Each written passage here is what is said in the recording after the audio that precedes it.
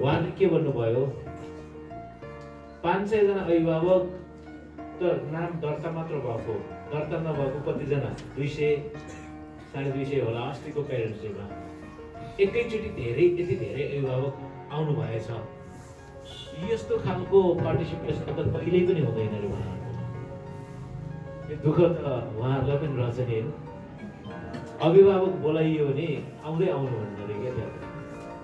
अनि यहाँको चाहिँ धेरैभन्दा धेरै विद्यार्थीहरू आफ्नो सिनियर्सहरूलाई मान गर्नुहुन्छ, सम्मान गर्छन् रे। त्यसपछि उता त पढ्नुपर्छ भन्ने नै छैन। किन त भन्दाखेरि पढ्दै पढ्दैन, नपढे पनि चल्छ त्यहाँ। तर क्षमता विकास गर्छ है। यहाँ पढ्नै पर्छ अनि क्षमता विकास नगरे नि हुन्छ क्या। In Scotland the children they do not dare to study for longer time. Very less students they go up to the university level. They focus on skill development. Here they need to study anyhow. They need to go to university anyhow, but if they don't have skill, no problem. They have knowledge and got a lot of marks and grade sheets, then what's the thing? What I want to share with the parents, only grade sheet doesn't make a person successful. So what we are searching all the time, and somehow it seems without studying, how do you get successful?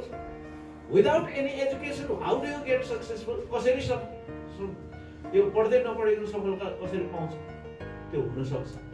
त्यो भन्नुको अर्थ नपढ्नु भन्न खोजे हैन। I don't mean that not need to join the school and go somewhere else from tomorrow. I don't mean that.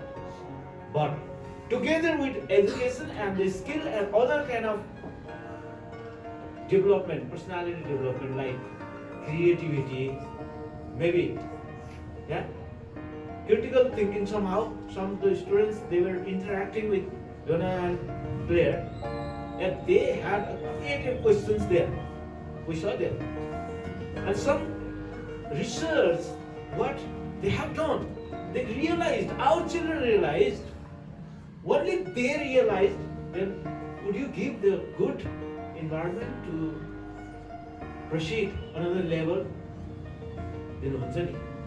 So I mean that together with education and the skill and knowledge, whatever, all the things, total quality person, we tell total quality person. Good characters, smart characters, and if somebody drinks water and throw the bottle, is this the good character? Is the good character? Knowledge, everybody has knowledge that we should not throw the bottle.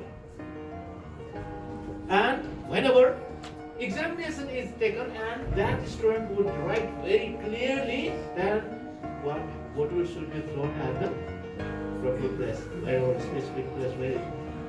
But and they get the first position with that answer and in the life what they throw.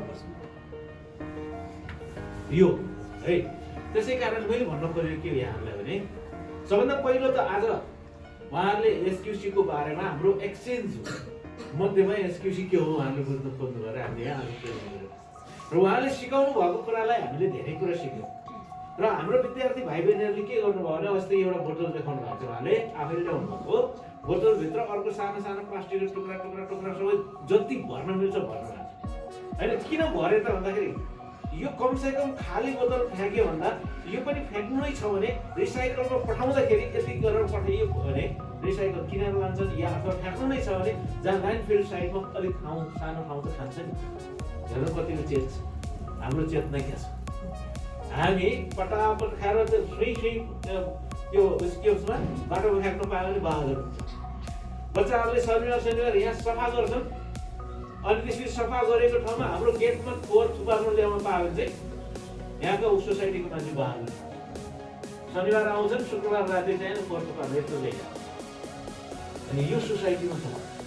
So that हामीले के भन्न चाहेको यहाँलाई पेरेन्ट्सहरूलाई के भन्न चाहे हामी किन यो एजुकेसन माउन्ट भ्यूमा मात्रै अथवा बालकोटमा मात्रै आफै कुवाको ब्याङ्क कुवाको त सियारै भएर के मतलब नि त्यसै कारणले हाम्रा विद्यार्थीहरूलाई उहाँहरूसँगको यो हाम्रो त पार्टनर स्कुल हो नि त पार्टनर स्कुल उहाँहरू आउनुहुन्छ सिकाउनु भयो हाम्रो टिचरहरू कति धेरै सिक्नुभयो अब हामी जाने हो त्यहाँ हामीसँग भएको तर उहाँसँग नभएको पनि त रहेछ नि होइन उहाँहरूले भन्नुभयो नि होइन हामीसँग भएको तर उहाँसँग नभएको पनि धेरै रहेछ र चाहिँ उहाँ सिकाउन जानुपर्छ क्या अब र उहाँहरूले इन्भाइट गर्नुभएको छ सो अर्को कुरा के भन्न चाहेको भने तपाईँसँग पैसा छ भने संसारको जुनसुकै कुरा पनि पुग्न सक्नुहुन्छ तर त्यो सम्बन्ध चाहिँ पाउनु याद गर्नुभएको छ मैले धेरै विद्यार्थीहरूलाई सोध्छु तपाईँ पोखरा कतिजना गयो पोखरा सानोमा त क्या हात उठाउँछ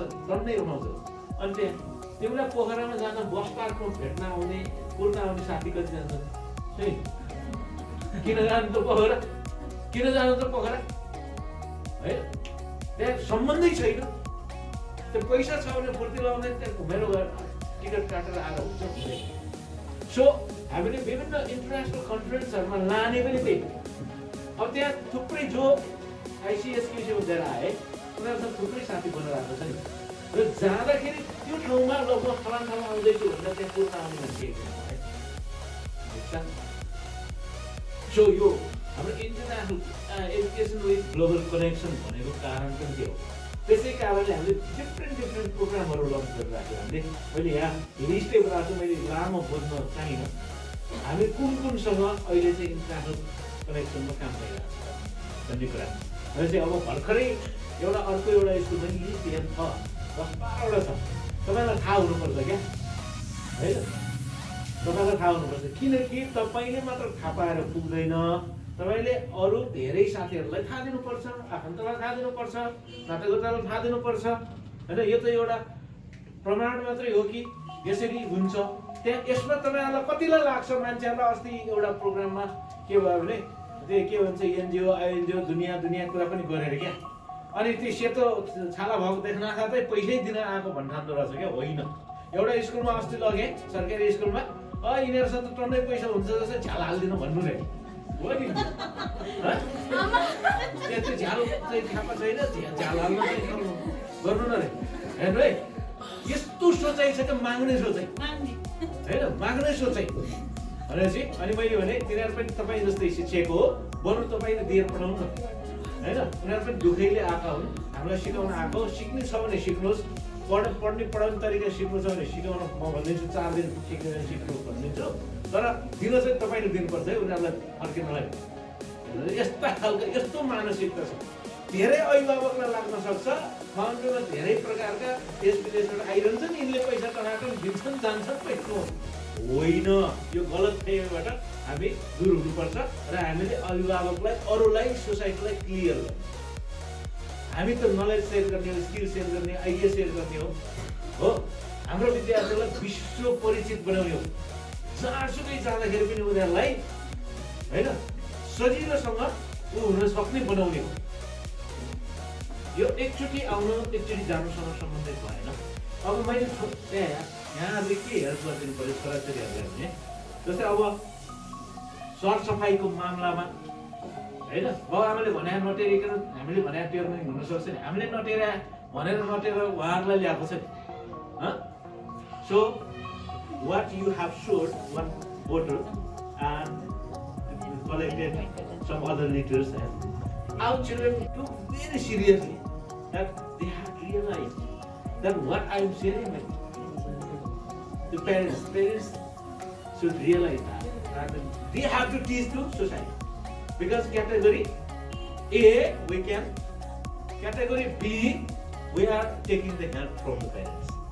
If they do and they could go to the society and they can get help from the society category B.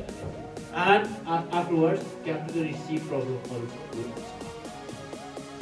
जति पनि ठाउँमा गएको छ राम्रै गरेर आएका छन् यसको मतलब त्यहाँ कुनै पनि ठाउँमा जानलाई जित्नलाई जाने चाहिँ होइन जितेरै आउनुपर्छ भन्ने होइन जित्न जाने पनि होइन होइन, आफूले आफैलाई जित्ने हो र तैपनि उनीहरूले यो पुरस्कार जितेकोमा खुसी नै छौँ हामी। छलफलको विषय भनेको हामीले इन्टरनेसनली कसरी ग्लोबल कनेक्सनमा कसरी हामीले टाइअप गरिरहेका छौँ भन्ने विषय नै हो, मेजर कुरा चाहिँ हो।